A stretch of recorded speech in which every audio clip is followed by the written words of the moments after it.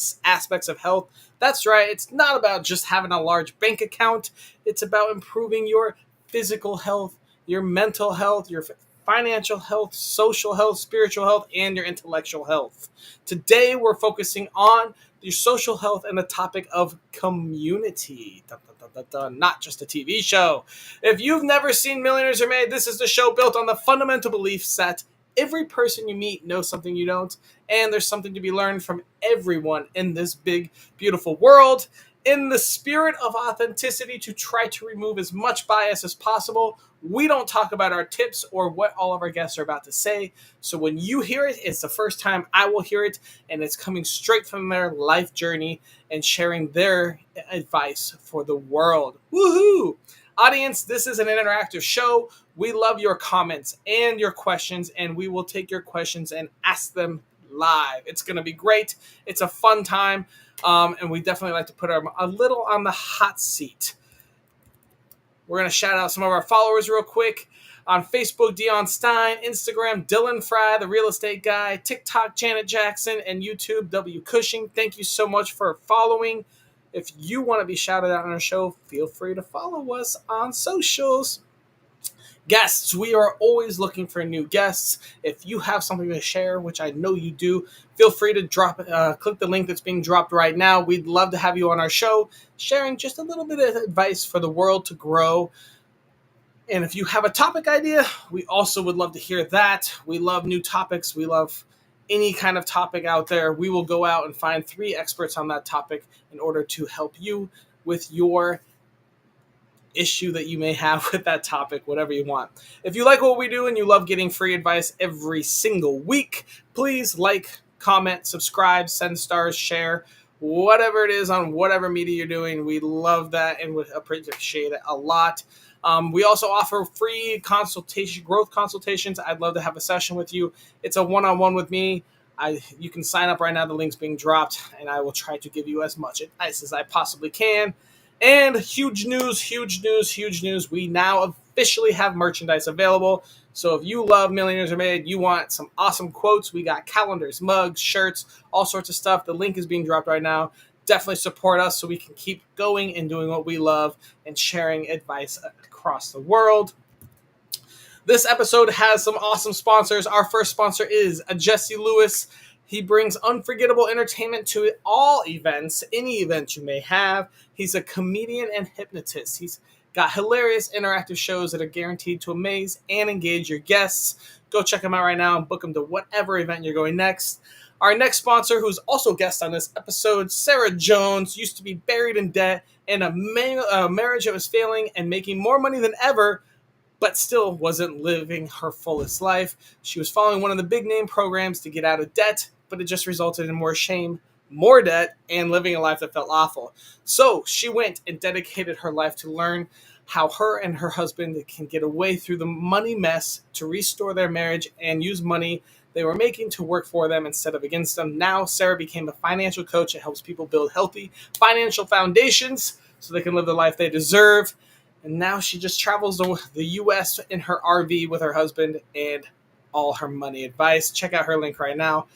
Next sponsor is Craig Sakovsky. He is a human behaviorist and mentor who helps entrepreneurs discover their true identity, their purpose, and achieve growth in business and life. If you are thinking about expanding your business or starting a new one, the first thing you have to do is find out your identity and purpose. You cannot have a successful business that keeps you happy without it. Go say hi to Craig, have him help you get started on a sweet foundation. Our last sponsor is Anthony McCauley, an endurance and wellness coach empowering runners, cyclists, and triathletes to optimize training, build resilience, and achieve peak performance. He's got a passion for longevity and mental toughness, and he helps athletes push their limits and reach their full potential. Go check him out. He is amazing as well.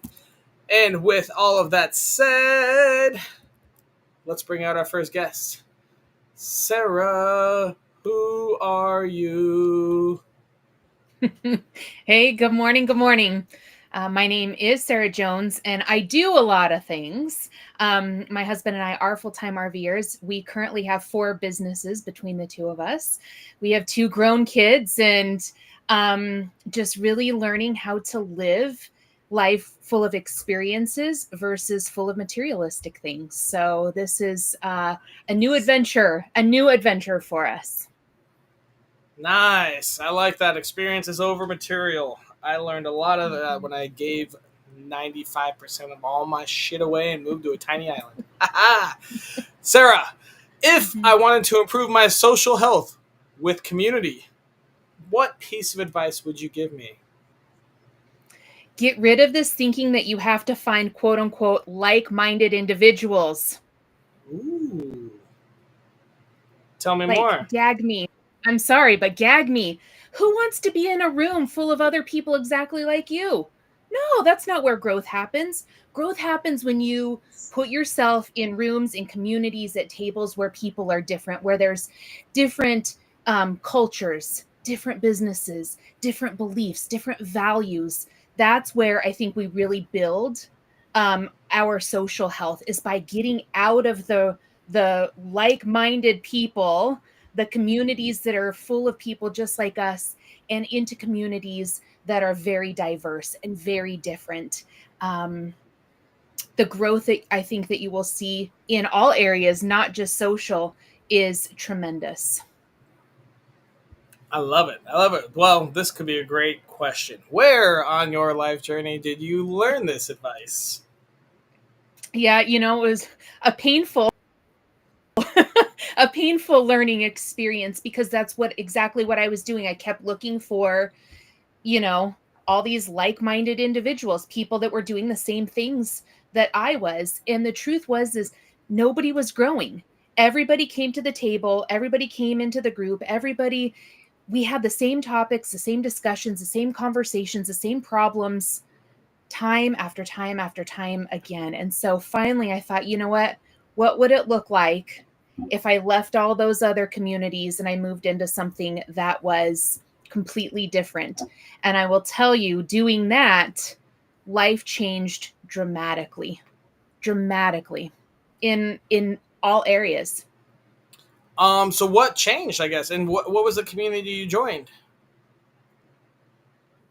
So I think it was a lot. Number one, I actually physically left my community, right? 3.5 years ago when we went on the road. So, taking it very literally, left the community that I grew up in of 1,800 people, right? And getting out of that community and into different communities along the way. Um, it started by getting out of these communities that were just focused on specifically like my financial coaching, getting out of like the financial coaching communities and into business communities. Okay. That changed my life dramatically about a year ago when I moved into a business association that was just full of people doing life very differently in all different areas, right? And it was getting out of those niches and really opening up the opportunities and the experiences. Fascinating. Awesome. All right. Well, that answers all of our questions for now. We'll bring you back in just a little bit after we talk to some more experts over here. Next up, we've got Raymond. Raymond, I have a question for you. Who are you? Hey, hi, Austin. Well, I'm the same guy that was on your show a little while ago, so thanks again for having me.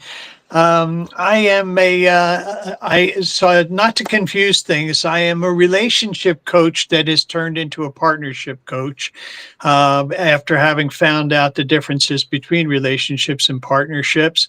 I'm going to be 75. I'm enjoying the hell out of my life. I'm a universal channel. I've got a connection to universal energy, and I'm just out. I'm on a mission right now to get a message out to people, and so I'm taking every chance, every opportunity I can to talk to anybody. Talk to anybody. Well, real quick, do you want to lean forward and show us your hat and tell us what it says? Because it was fun seeing Oh that. yeah, No, back in the green room. yeah. It's the hat is it's my book, The Universal Guide to a Healthy Selfish Relationship slash Partnership. Relationship is crossed out because the emphasis of the book is to help people develop partnerships Very cool. And we and just not dropped his link. relationships. Yeah, you can find that book at Raymond's link we just dropped right now. Raymond, I got a question for you. It's really important. If I Sure. wanted to improve my social health with community, what tiny piece of advice would you give me? It's right there. Become selfish in a very healthy way. Woohoo! Yeah. Yeah. Become People don't selfish. expect that. Yeah. Tell us more. Tell So, us okay. more. There's a couple different levels of what it is that I teach, and the whole thing about being selfish in a social setting is something that I sort of hope happens. I'm not really ready to push that agenda right now, because for the most part, what I'm doing is helping people become selfish in their relationships with a significant other person, which means that a healthy selfishness is all about uh, trying to figure out what it is that the person that you're dealing with needs, what is going on with them, what are their strengths and weaknesses, so you can provide those to that person and be able to get if and when you do provide that, comes back to you in a way that is good for you. So if I want to be happy, I take care of you. I try to find out everything that's going on, and and then I try to be the best partner that I can be. I know that on a different level, on a more social level, that's going to help people out. People are going to be able to say, if I want to be happy, if I want to enjoy connections with people in a more social level, then I want to apply that same selfishness. I want to listen to them. I want to hear what it is that they're saying. I want to make them feel welcome and make them feel important, so that they have a safe space, they feel freer, and that they can come back to me with some love and good intentions. And so, it is on a much broader scale. And I have always looked at my book as being as like world domination. It's not just simply about two people who are in love and how to interact with each other, but it's really about reaching out to the world and applying those same principles to everybody and in every situation that you come across. Man, I Yeah. love it. So insightful. So, I guess tell me what you when did your book come out? Like a year ago? It's about a year now. Yeah. So, Yeah. and you said you're like 70 plus. So it took you 70 years on your journey to come up with this book, write it down and get it out. Tell us that process. Uh, yeah, it was. Well, I am a universal channel, and so a lot of this stuff happens as a result of getting information and processing the information that I'm handed. I've never read a word of what I've written. I Okay. never studied it. I never did anything. So this has entirely been working with people. I still do. I still take in clients, and as I'm working with them, I'll get information. I'll get things that come to me as I'm speaking with them that are very clear, very insightful.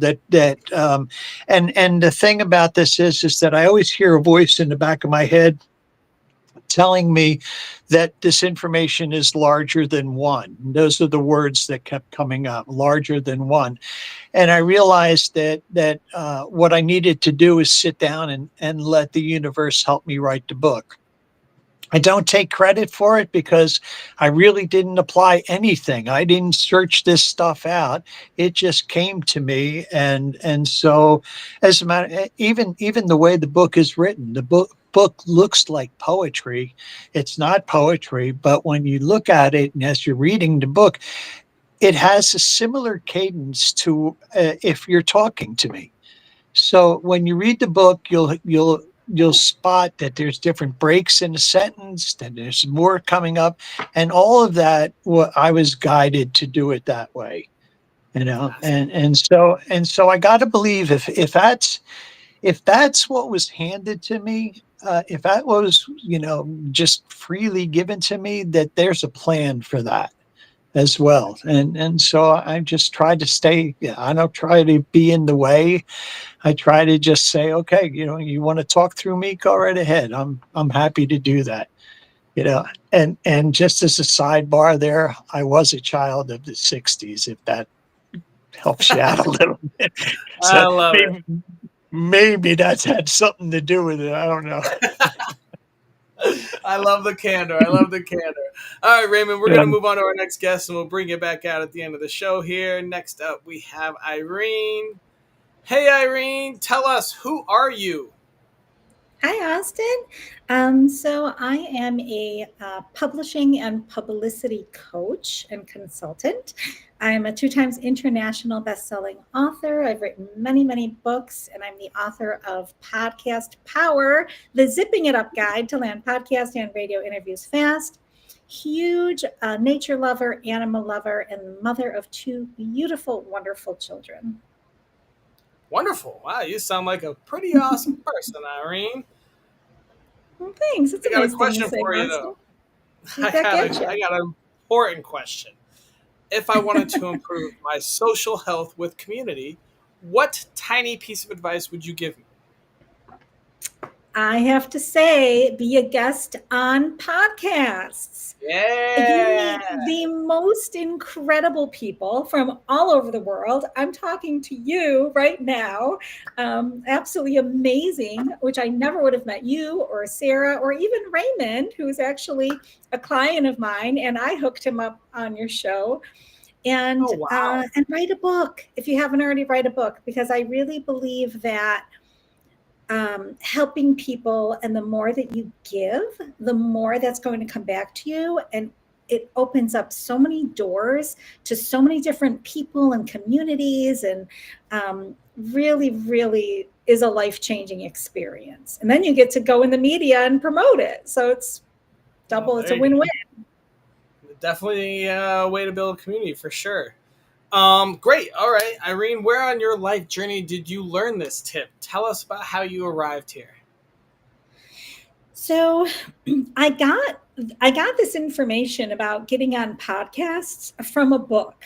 So there you go. Nice. I learned about it. I learned how to do it. I learned how to do it very effectively.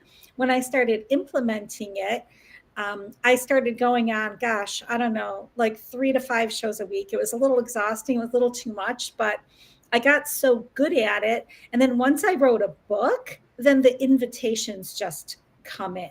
You just start getting invited to speak on summits and to speak on live streams and inside other people's communities, on their podcasts, on radio shows, television. I've been featured on international TV all over the world. So it really, really opens a lot of doors.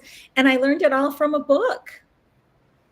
One Imagine book that. led to many books. Wow. It did. It did. All right. Do you want to tell us anything else about community before we move on to the round robin? Anything about community? It's so important to surround yourself with good people, and if you're the smartest person in the room, you're in the wrong room. And Yeah. when you're in a community, give. And I never ever, and I learned this from a lot of different people, from Tony Robbins, Russell Brunson, all the greats, Seth Green. Always give before you ask. So if I want something from someone, like how I got Seth Green to write the foreword for my book. If you don't know who he is, he's the only person that was nominated 3 years in a row for the prestigious Dan Kennedy Marketing Award, his company. So he's a 9 times best-selling author. I'm featured in one of his books, one of his best-selling books as well. And it was after I bought his books, reviewed them, sent him potential clients, showed up at his mastermind. I got to know him. I gave before I asked. And then I said, hey, Seth, would you be willing to either write a review or the foreword for my new book I have coming out? And he said, of course. So when you're doing things for other people, and then finally when you need something from them, they are overjoyed to help you in any way they can. And that is a great way to build a strong foundation and really connect with good people. I love it. I love it. All right, Irene, we're going to bring everyone else out. Let's talk about these tips, and let's keep on growing. All right, let's start. Sarah, can you refresh what your tip was for us? Yeah, my tip was to get out of the thinking that you had to find like-minded individuals in your community. Go for the different people, go for the different businesses. I love it. Raymond, what are your thoughts on Sarah's tip? Yeah, I like that, and I enjoy Sarah's energy too. Talking about that stuff. You do need to reach out to everybody, and I think some of the thing about what she's saying about reaching out is that it brings people together as well. So if you talk to any and all kinds of people, it sort of ends up making it so that you're talking to everyone anyway. It relieves the differences. Good job, Sarah. Irene, what are your thoughts on Sarah's tip? I loved it. It was great. And, and it all goes back to even Napoleon Hill and Think and Grow Rich. There's a name for it. It's called a mastermind. So, masterminding with other people and sharing ideas and what's working for you, and, really brainstorming together instead of, like you said, hanging out with other people who have the same ideas. It really leaves so much room for opening up to your community and expansive. And so I thought Sarah's tip was great. So I should go join an Australian or an Argentinian tango class. All right. That sounds good to me. It sounds fun.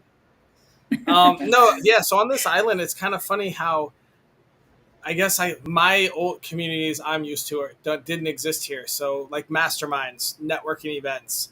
Um, what else have I done here? A few other things that just like didn't really exist, and it was like I guess a culture shock. So now I've created some of those, and the response is insane. Like our networking is growing every time. I'll be starting a mastermind here soon. But they are like-minded people. But that I do things outside my comfort zone, Sarah. I swear I do. I've done the Argentinian tango. It was a good dance class. All right, let's move on. Raymond, can you refresh what your tip was? Sure, my tip was about being selfish. It's about being selfish in a very healthy way. And that means that in any situation, you want to decide ahead of time rather than letting a situation bombard you and trying to figure out how to work your way out of it. To recognize that you have a responsibility in every situation to help people out and to have it come back to you in a positive way. I love it. Let's go. Irene, what are your thoughts on that tip? Absolutely love it. Raymond is spot on. I read the book. I have the book. It is fantastic. Easy read, very enjoyable, great advice. So definitely snatch up that book. You won't be sorry. What's funny though is that you don't take credit for your book, and yet you spreading, to be selfish, and you're like the least selfish person that I know. So, you're a giver. But I guess that's why you have been with your life partner for so long. I don't remember how many years, over 20 or something, 28, 30, 28, long time, yeah. 28 years. So the proof is in the pudding. And, there you go. Get the book, guys. All right, we Thank just got you. bombarded with some questions from the audience. So we'll start with this one. Many people overlook social health, which I love because a lot of times when I first launched a show, so these 6 aspects that I do, I've been doing this for like 15 years.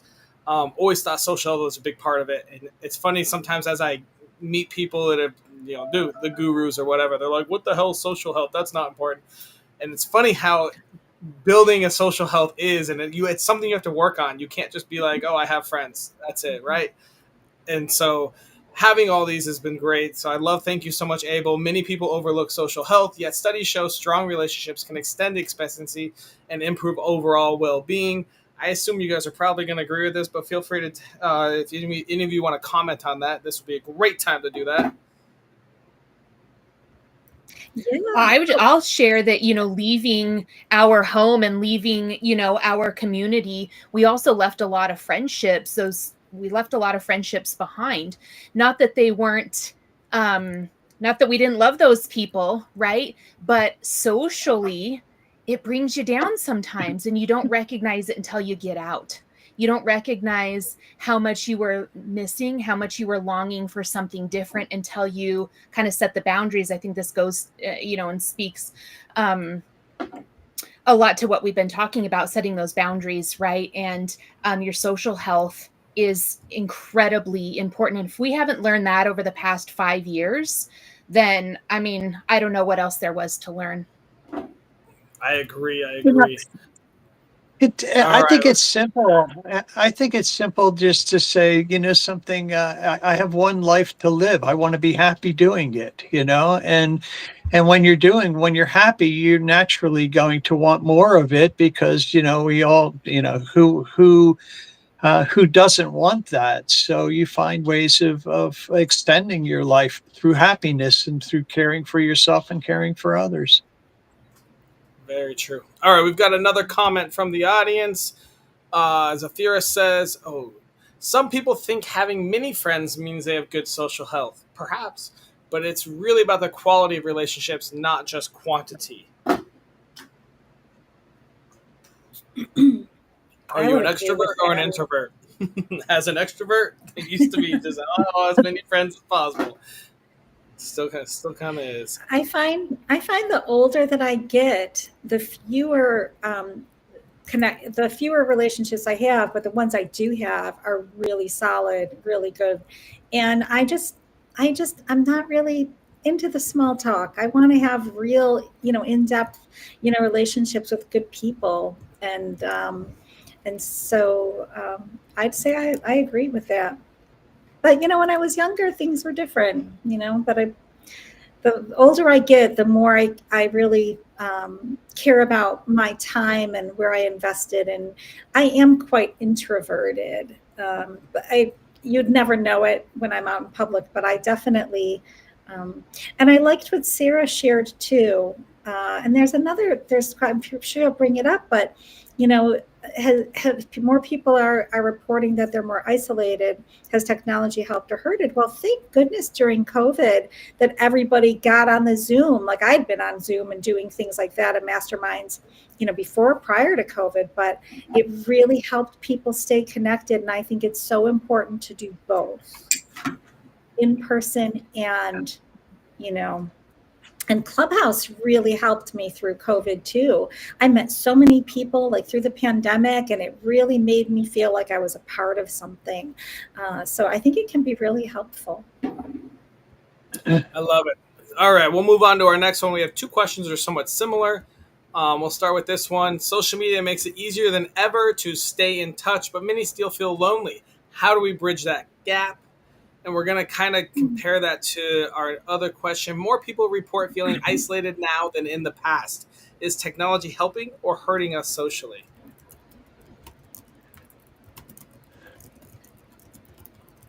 I think it, I think it's a combination of both, really. I think it's, I think that to bridge the gap, I think that social media isn't really, it allows us to see inside somebody's happenings, kind of, the things that they choose to share. But I think bridging the gap is developing an intimate relationship with friends, right? Social media, you get a lot of the highlight things, right? But I think it goes deeper in, we have to work to build more intimate relationships, and that's how we kind of bridge that gap. And I don't think social media helps or hurts unless you allow it to, Yeah, right? I think Good it's how you point. use good social point. media. It's not Really good point. right. So, I think it's a And big I think tool, it's right? important. Oh, yeah. And I think it's important to mhm. take those, and as we all know, the only thing you own is your list, right? You don't own social media.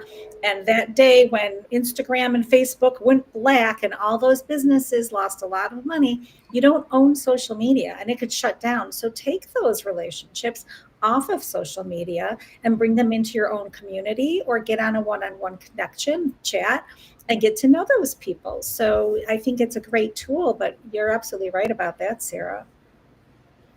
Yeah, I've gotten I into a I think lot think that can of I help think bridge the gap. WhatsApp groups are getting I huge. I think feel. Go ahead. Go ahead.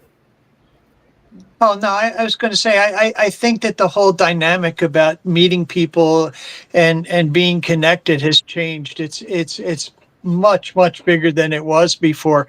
And I would think that, and in my experience, what happens is that I have to be open to an awful lot of people.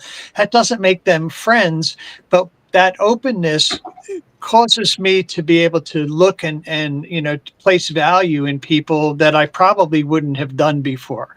It gives me that opportunity to reach to a lot of people. So there's a level where I'm trying to help, I'm trying to connect. But if somebody rises up to the top, and I think it's good in relationships, if somebody rises up to the top, take notice and see if that person could end up being a friend or somebody that would benefit you in your life. I love it, Raymond. We got a comment saying you look like you're way younger than someone from the 60s. So, yeah, thank you very much. But I've been with somebody for 28 years, so forget it. I don't know if it was romantic. They were just complimenting you. All right, guys, we're getting towards the end of our show. We have one big task to do. We must come up with our daily challenge. This is a task or series of tasks that takes less than 5 minutes a day, costs $0, and is available to anyone in the world from Bangladesh to Bolivia. That helps us improve our social health with community. What ideas do you guys have? That comes to my question that I didn't get to get responses on, or my suggestion for better social health, and that's getting interviewed on podcasts and writing a book.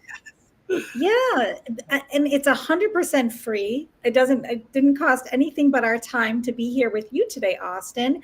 You brought all of us together. I invited Raymond to be on the show again, and we got to meet beautiful Sarah, got to meet you in person, and we're already, it's already improving my social health right now, hanging out with you guys live and all these cool people in the audience. So the proof is in the pudding. So I'm gonna say being on it is gonna podcast is gonna be longer than 5 minutes, and I don't know if it's for everyone in the world watching, but let's say that we watch 5 minutes of a podcast. Does that sound good? What? Yeah. Oh, sure. I like it. Yeah, especially if it's an educational one like yours, right, where we're sharing tips. Yeah, I mean, just watch Millionaires Are Made. Easy peasy. Daily challenge. So let's watch 5 minutes. Let's say we watch 4 minutes, and then we do type up a little review or something like that. Type up your feelings. How do we connect it to other people? So, because if you watch it by yourself, yeah, it might help your social health. But I want to maybe you share what they talked about to a friend or something like that. That's cool. Try to connect a little more, or maybe I like that. Maybe you put a comment in, so you're kind of getting in the community of that podcast too. And that's another thing that goes back to what we discussed before, Austin, is sharing. Like if I see something like a podcast episode or an article that I think can really benefit or help someone, I share it with them, or a podcast opportunity. I think of people and I will share those opportunities, even with people back from my real estate days. So great suggestion. Yeah. Christine, great idea. I love that. We're going to share it too. We also have this comment. Hold on, I'm just typing up real quick. All right, daily challenge. Let's make it clear. Watch 5 minutes of a podcast you enjoy. Comment in the comment section and share with a friend and try to convince them to comment in it too.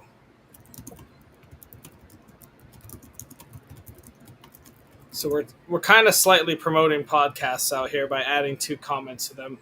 A little bit of an ulterior motive. But if you comment on a podcast you like, you get a friend in and they comment on it. Now you and your friend are a little closer because you've shared that experience and you guys are both getting into that community of that podcast. So I think that's kind of the ultimate goal of what we're going for, correct?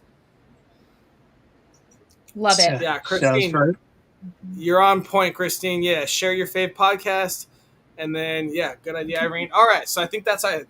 That's a fun one. That'll be a good one. Watch a different podcast, share with your friend, and get both of you to comment into that podcast. I like it. Cool. That always is fun. That's going to be a fun week. All right, guys, we have done our duty and we are going to wrap up the show. Thank you so much for coming out, Raymond, Sarah, and Irene. We're going to wrap this up real quick and we will talk to you guys later. And audience, thank you guys so much for watching. I did just get word that this was our most watched episode live of all time. So like 145 episodes. Thank you guys so much, audience, for watching and making this our most watched show ever. We love you so much and appreciate you.